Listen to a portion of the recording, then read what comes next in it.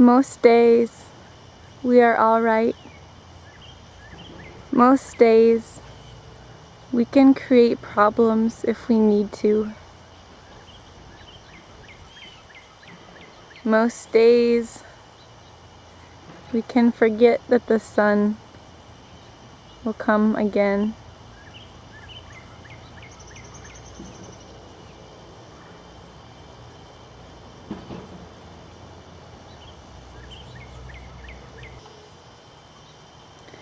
There are many days we can complain against a neighbor's goodwill, find fault in our friend's action.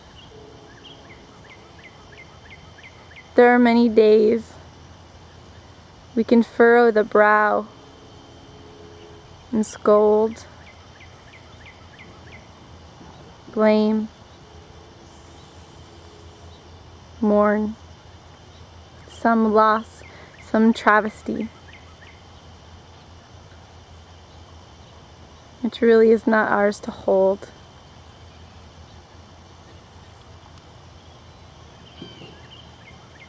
And if we are lucky, day after day, we can remember what is beyond the horizon of our vision. We can remember the history of a tumultuous world, aching for peace, striving for justice. We can see the new life being born and breathe in it.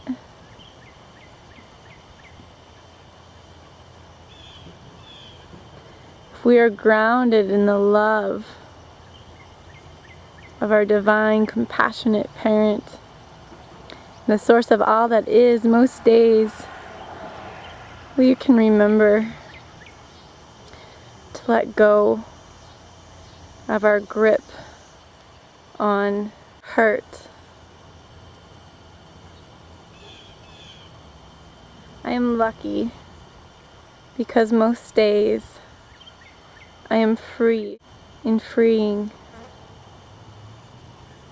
There was one day I could not shake a sense of doom. I felt that the spirit of gloom had descended upon me to crowd me with anger and to push hatred down into my belly and make me exude a fierceness towards the world.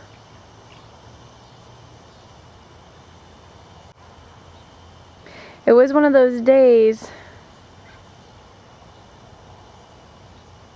where I suddenly had $11,000 on a credit card that I couldn't repay.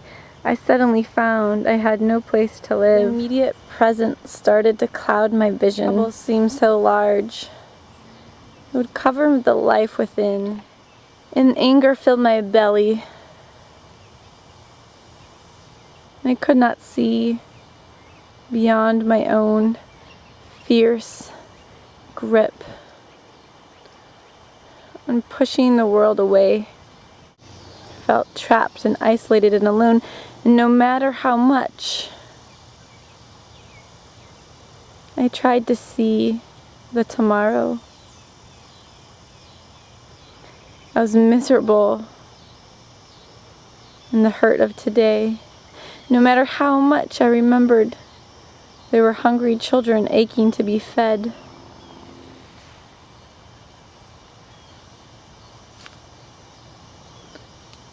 I felt bound by limited vision.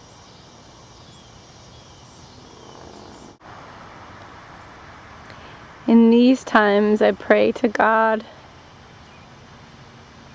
please help.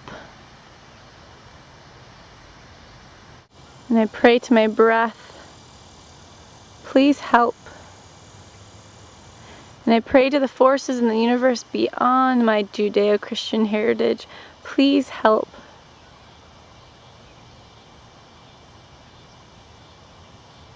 And sometimes it's when I hear something back that I don't know what to do.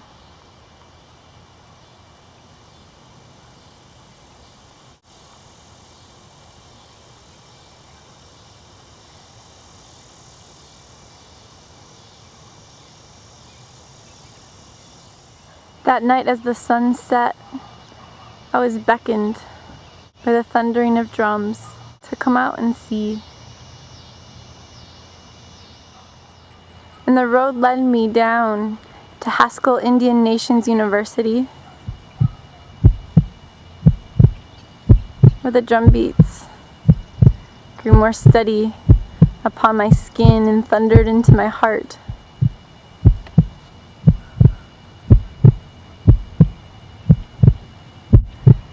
As I walked closer and the drum beats vibrated more strongly, I thought to myself, it is here, it has arrived. It is coming to remind me more than the sun about the history of our world and my small place in it. The drums are reminding me that tomorrow will be another dilemma. Another hug, another weep, another shout.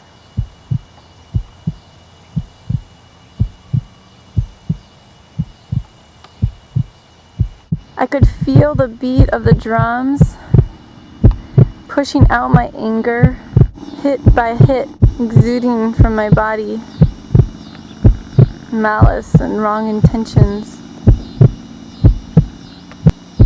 I could feel the music shake up my soul and let loose that grip on self-pity.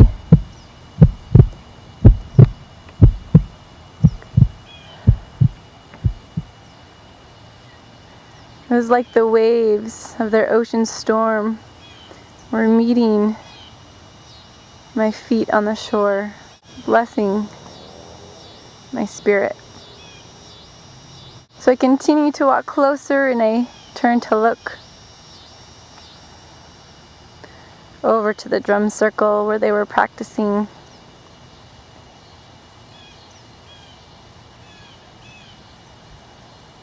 And immediately 1,000 questions flooded my mind about cultural appropriation. Who am I as a white person to take this healing from a native group?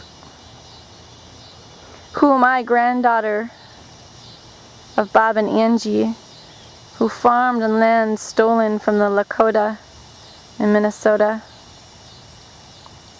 Who am I, one of privilege and many blessings, to breathe in the potion of love they've created through their strength and their hearts and their minds?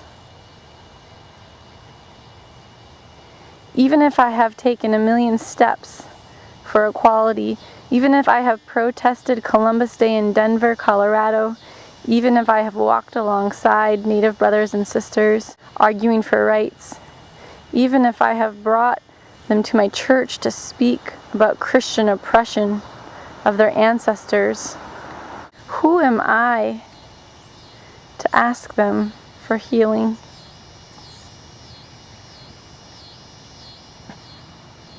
It was so true. I needed it that night. I was a human being in need. Yet I could not justify any right to take, to steal, once again, from their people and their culture.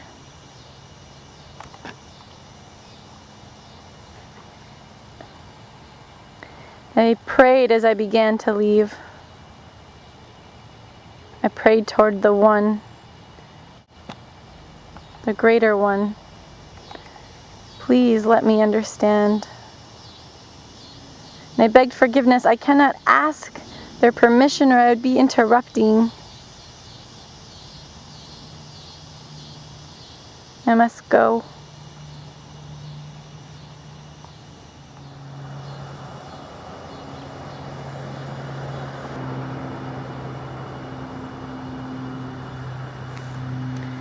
Back toward the setting sun to find peace in my own way.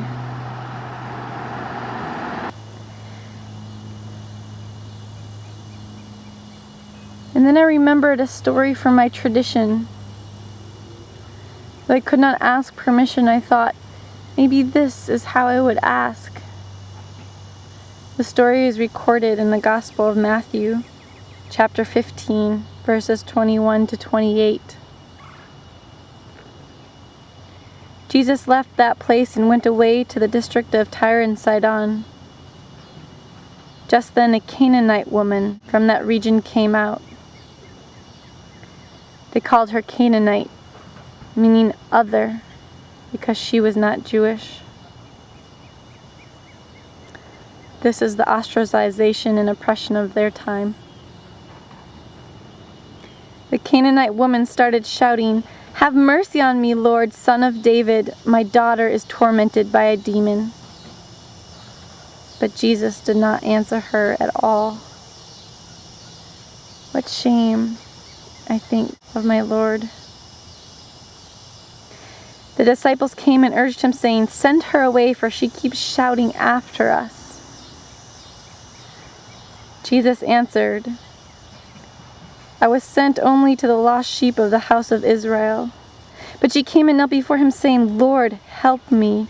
He answered, "It is not fair to take children's food and throw it to the dogs." She said, "Yes, Lord. Yet even the dogs eat the crumbs that fall from their master's table." And Jesus answered her, "Woman, great is your faith. Let it be done for you as you wish." And her daughter was healed instantly.